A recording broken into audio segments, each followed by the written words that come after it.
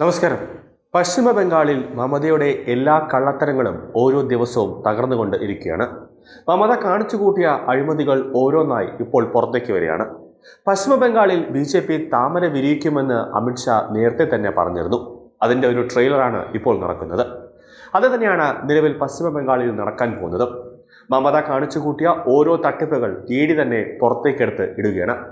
മമതയ്ക്ക് രാഷ്ട്രീയ തന്ത്രങ്ങൾ ഉപദേശിക്കുന്ന, അതായത് മമതയുടെ PR ഏജൻസിയായ ഐപാക് എന്ന രാഷ്ട്രീയ കൺസൾട്ടൻസിയുടെ ഓഫീസിലും അതിന്റെ IT മേധാവിയുടെ വീട്ടിലും EDയുടെ മിന്നൽ പരിശോധനയാണ് രാത്രി നടന്നത്.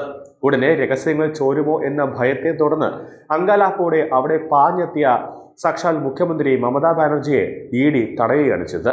കള്ളപ്പണ ഇടപാടുമായി ബന്ധപ്പെട്ടായിരുന്നു സാൾട്ട് ലേക്കിലെ ഐപാക് ഓഫീസിലും IT മേധാവി പ്രദീപ് ജെയിനിന്റെ വസതിയിലുമാണ് ED റെയ്ഡ് നടത്തിയത്. കൽക്കരി ചോർച്ചയുമായി ബന്ധപ്പെട്ടുള്ള കോടികളുടെ അഴിമതി കേസ് അന്വേഷിക്കുന്നതിന്റെ ഭാഗമായിരുന്നു ED പ്രദീപ് ജെയിനിന്റെ വീട്ടിലും അദ്ദേഹത്തിന്റെ ഓഫീസിലും, അതായത് മമതയുടെ രാഷ്ട്രീയ ഉപദേശം നൽകുന്ന കമ്പനിയായ ഐപാക്കിന്റെ ഓഫീസിലും എത്തി പരിശോധിച്ചത്. പക്ഷേ മമതാ ബാനർജി ഓടിയെത്തി EDക്ക് ആവശ്യമായ എല്ലാ രേഖകളും എടുത്തുകൊണ്ടുപോയെന്നാണ് EDയുടെ ആരോപണം. കേസ് അന്വേഷണത്തെ തടസ്സപ്പെടുത്തുകയായിരുന്നു മമതാ ബാനർജി എന്നാണ് ED പറഞ്ഞത്. സ്വാഭാവികമായിട്ടും ഒരു അറസ്റ്റ് ഉൾപ്പെടെയുള്ള കാര്യങ്ങളിലേക്ക് പോകും.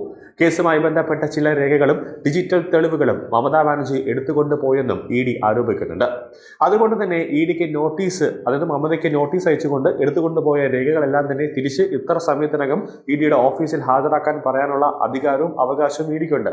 അത് മമത തന്നില്ലെങ്കിൽ അറസ്റ്റ് ഉൾപ്പെടെയുള്ള ഘട്ടങ്ങളിലേക്ക് EDക്ക് കടക്കാം. തങ്ങളുടെ ഓഫീസിന്റെ കള്ളപ്പണ ഇടപാടിനെതിരായ അന്വേഷണത്തെ മമതാ ബാനർജി അട്ടിമറിക്കുന്നുണ്ടെന്നും ഇതിനെതിരെ ഇടപെടൽ നടത്തണമെന്നുമാണ് ED ഹൈക്കോടതിയിൽ ആവശ്യപ്പെട്ടിരിക്കുന്നത്. കൽക്കരി കള്ളക്കടത്ത് കേസുമായി ബന്ധപ്പെട്ട നിരവധി സാമ്പത്തിക ഇടപാടുകളുടെ വിശദാംശങ്ങൾ തേടിയാണ് റെയ്ഡെന്നാണ് EDയുടെ വിശദീകരണം. ഇതേ കേസുമായി ബന്ധപ്പെട്ട് ബുറാബസാറിലുള്ള പ്രദീപ് ജെയിനിന്റെ വീട്ടിലും പരിശോധന ED നടത്തുകയാണ്. പശ്ചിമ ബംഗാളിലെ വ്യാജ സർക്കാർ ജോലി അഴിമതിയെക്കുറിച്ചുള്ള അന്വേഷണത്തിന്റെ ഭാഗമായി രാജ്യത്തെ 15 സ്ഥലങ്ങളിൽ എൻഫോഴ്സ്മെന്റ് ഡയറക്ടറേറ്റ് റെയ്ഡുകൾ നടത്തി വരികയാണ്. വ്യാജ നിയമങ്ങൾ വാഗ്ദാനം ചെയ്ത് ഒരു സംഘടിത ശൃംഖല ഇതിൽ ഉൾപ്പെടുന്നുണ്ടെന്നും ED ആരോപിക്കുന്നുണ്ട്. കള്ളങ്ങൾ പൊളിയുന്നു എന്ന തോന്നലുണ്ടായതോടെ ED റെയ്ഡിനെ തൃണമൂൽ കോൺഗ്രസിനെതിരായ രാഷ്ട്രീയ ആക്രമണമായി വ്യാഖ്യാനിച്ച് രക്ഷപ്പെടാനായിരുന്നു മമതയുടെ ശ്രമം. പാർട്ടിയുമായി ബന്ധപ്പെട്ട എല്ലാ വസ്തുക്കളും ED സീൽ ചെയ്ത് EDയുടെ കസ്റ്റഡിയിൽ ED കൊണ്ടുപോയെന്നും ആഭ്യന്തരമന്ത്രി കേന്ദ്ര ഏജൻസികളെ ദുരുപയോഗം ചെയ്യുന്നതായും മമതാ ബാനർജി ആരോപിക്കുന്നുണ്ട്. റെയ്ഡിനെതിരെ വരും ദിവസങ്ങളിൽ സംസ്ഥാന വ്യാപകമായി പ്രതിഷേധം സംഘടിപ്പിക്കാനാണ് തൃണമൂൽ കോൺഗ്രസ് നേതൃത്വത്തിന്റെ തീരുമാനം. മമത ഇക്കൊരു നിയമസഭാ തെരഞ്ഞെടുപ്പിന് മുമ്പ് ആകെ അങ്കലാപ്പിലാണ്.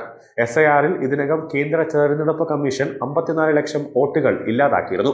ഇതിൽ മരിച്ചവർ, സ്ഥലം മാറിപ്പോയവർ, ബംഗ്ലാദേശിൽ നിന്നും അനധികൃതമായി ബംഗാളിലേക്ക് നുഴഞ്ഞു കയറിയവർ എന്നിവർ ഉൾപ്പെടുന്നുണ്ട്. കൂടാതെ മമതയുടെ അനുയായി കൂടിയായ 3 തൃണമൂൽ MLA ഹുമയൂൺ കബീറിന്റെയും ബാബറി മസ്ജിദ് ഉണ്ടാക്കാനുള്ള തീരുമാനവും മുസ്ലിമുകളുടെ താല്പര്യങ്ങൾ സംരക്ഷിക്കാൻ എന്ന പേരിൽ രൂപീകരിച്ച രാഷ്ട്രീയ പാർട്ടിയും ഇക്കുറി മമതയ്ക്ക് വലിയ ഭീഷണിയാണ് ഉയർത്തുന്നത്.